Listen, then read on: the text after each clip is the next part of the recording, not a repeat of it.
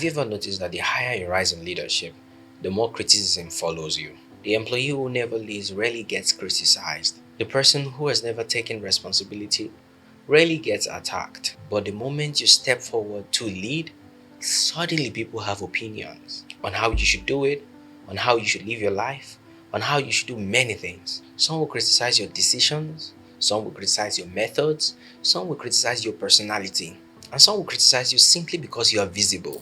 Many people want leadership because they see the influence, the authority, and then the position. What they don't see is the criticism that comes with the job. Leadership is like standing on a stage. The higher the stage, the more people see you. And the more people can see you, the easier it is for them to judge you.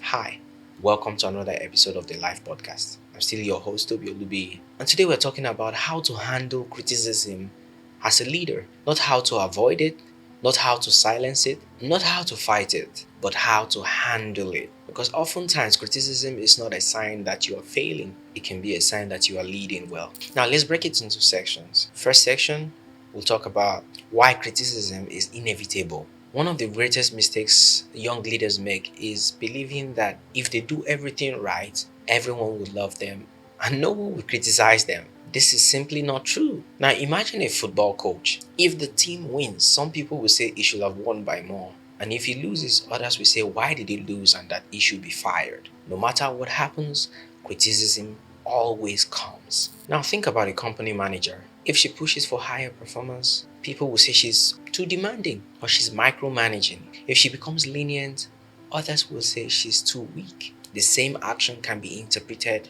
differently by different people. Leadership involves making decisions, and every decision you make comes with its own consequences. If the company cuts costs, shareholders may be happy, while employees are not. If a pastor changes service times, some people would complain while others will say, oh, they're fine with it. Every decision benefits one person while the other person may feel like the decision did not take them into account. Therefore, criticism is unavoidable. You cannot run away from it. If your goal is to please everyone, then leadership will become impossible. You cannot do it. Every leader must learn that criticism is the admission price for influence. You cannot have influence without opinions being formed about you. You cannot have visibility without scrutiny. Both walk hand in hand. The question is not, will I be criticized? The question is, what will I do when I am criticized? Today's podcast will not be complete without dabbling into the different types of criticism, because not all criticism are the same. This is where many leaders make mistakes. They treat every criticism equally, but the criticism comes in different forms. Type 1, constructive criticism. This is the criticism that helps you improve. It may be uncomfortable, it may sting, but it contains truth. For example, a team member might say, your meetings are too long. People lose focus after a while. That may hurt to hear. If I'm in charge of a meeting and someone tells me that, yes, it will hurt. But if it's true, it helps you become better. Because every time you plan a meeting, you take into account people's time, people's focus, and the different people you're working with. And so you do everything to pass all the information across without seeming boring or the meeting running too long. Good leaders welcome constructive criticism because growth often arrives disguised as discomfort. The second type of criticism is emotional criticism. This comes from frustration. Someone is upset and they react emotionally. We see this often in workplaces, churches, gatherings, communities. People become emotional. The next thing they do is they lash out. For example, an employee who didn't get promoted might say, you never appreciate anybody. That is emotional. While we might say, well, this is emotional, maybe I shouldn't think about it. Remember, behind the emotion may be a genuine concern that deserves to be addressed. Wise leaders look beyond emotions and search for the message, thus helping them work from understanding. So it means that as a good leader, when someone lashes out emotionally that way, instead of reacting based on the emotion, you look beyond what this person is saying and look at what is being expressed, and then you're able to speak to them and help them better. That is emotional criticism. The third one is malicious criticism. This criticism is intended to hurt rather than help. Its purpose is destruction. We see this a lot today, even on social media. People want to have opinion about everyone's lives, and then they begin to bash them on social media. That is malicious criticism. This kind of criticism contains little truth and plenty of bitterness and bile. Some people criticize because they are jealous. Some criticize because they are insecure. Some criticize because your progress reminds them of their own stagnation. Not every criticism deserves your emotional investment. A mature leader learns to separate useful criticism from senseless noise. Prioritize what is worthy of your attention and what is not. This will make you gain grounds in your leadership journey. So let's move on.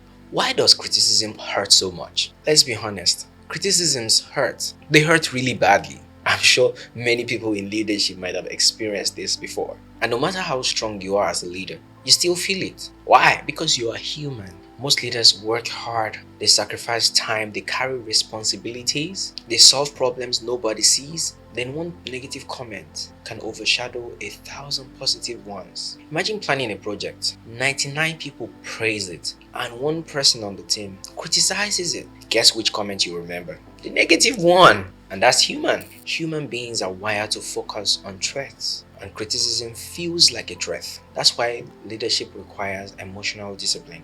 You cannot stop criticism from arriving, but you can stop it from controlling you. A criticism may enter your ears, but it shouldn't take permanent residence in your mind. Deal with it and move on. So let's take step by step how leaders should react to criticism. Remember, we talked about the 3 different types of criticisms: constructive, emotional, and malicious criticism. So let's get practical on how to deal with it. Step 1, don't react immediately. Most leadership damage happens in emotional moments. Someone criticizes you, you get angry, you respond instantly. Now the criticism has become conflict, which is not a good way to handle criticism. Take your time, process, respond carefully later. Remember that the strongest leader in a room is the calmest one. Take your time to process and respond accordingly. Step 2, ask questions. Instead of becoming defensive when someone criticizes you, become curious. Can you explain what you mean? What specifically concerns you? Can you give me an example? Questions often uncover truths, and many criticisms sound huge until you investigate them carefully. That way, you won't be reacting blindly. Step 3, extract the lesson. Every criticism should be examined, like I said before. Ask, what can I learn from this? Even unfair and malicious criticism can teach you something. If 5 people have problem with your communication, you better know that the problem might not be them.